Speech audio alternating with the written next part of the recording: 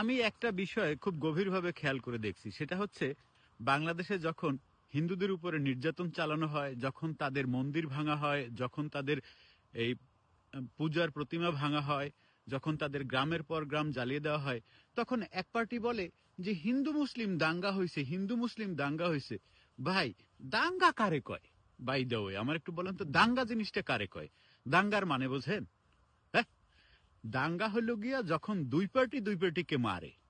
বাংলাদেশে বিগত ২০ বছরে আপনি কোথায় কবে শুনছেন যে হিন্দুদের আক্রমণে, সম্মিলিত হিন্দুদের আক্রমণে অমুক অমুক জায়গায় এতগুলো মুসলমান মরছে?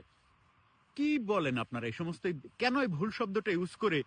এই যখন আপনি দাঙ্গা শব্দটা লিখবেন তখন ইন্টারন্যাশনালি এটা বুঝবে, কারণ ট্রান্সলেট হবে তো ওইভাবে। দাঙ্গার একটা অর্থ আছে ইংরেজিতে, বা অন্যান্য ভাষায় দাঙ্গার একটা আলাদা অর্থ আছে, রায়ট, বা ধরেন অন্য প্রতিশব্দ আছে দাঙ্গার, যেটা দিয়ে বোঝায় যে উভয় পার্টি, এক পার্টি আর এক পার্টিকে মারতেছে, পিটাইতেছে, কোপাইতেছে, দুই পার্টি দুই পার্টিকে খুন করতেছে।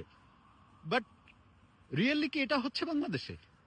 বাংলাদেশে আমি কখনো আমার জন্মের পরে, মানে আমি যখন বোধ বুদ্ধি হয়েছে তারপর তো আমি কোনোদিন দেখি নাই, আপনারা হয়তো অনেকে দেখে থাকতে পারেন, যে হিন্দুরাও সম্মিলিতভাবে এই জয় শ্রীরাম বা তাদের ধর্মীয় কোনো কিছু নাম বলে মুসলমানদের মসজিদে আক্রমণ করেছে, আমি তো শুনি নাই। বা মুসলমান পাড়ায় অ্যাটাক করে অনেকগুলো মুসলমানদেরকে মেরে ফেলেছে বাংলাদেশে, এটা তো আমি কোনোদিন দেখিনি। তাহলে আপনারা যারা মিডিয়ার লোক আছেন, আপনারা যারা ভাষার বোদ্ধা আছেন, আপনারা কোন বোধে দাঙ্গা শব্দটা ব্যবহার করেন? আপনাদের ব্রেন কি বিচিতে? কেন দাঙ্গা বলেন? এটা কি দাঙ্গা? দাঙ্গা কাকে বলে?